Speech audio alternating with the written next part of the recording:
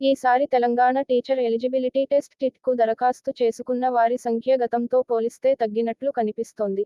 November 17 వరకు మొత్తం 1,26,052 దరఖాస్తులు మాత్రమే వచ్చినట్లు అధికారికంగా వెల్లడించారు. వీటిలో పేపర్ 1కు 39,741 మంది, పేపర్ 2కు 75,712 మంది, రెండు పేపర్లకు కలిపి 10,599 మంది అప్లై చేసుకున్నారు. అయితే టెట్కి దరఖాస్తుల సంఖ్య తగ్గడానికి ప్రధాన కారణాలు కొత్త నిబంధనలు లేదా అర్హతలని తెలుస్తోంది. ఈసారి ఫీజు పెంపు కూడా కారణంగా ఉండవచ్చు. ఒక పేపర్కు రూ. 750, రెండు పేపర్లకు రూ. 1000 ఫీజు ఉంది.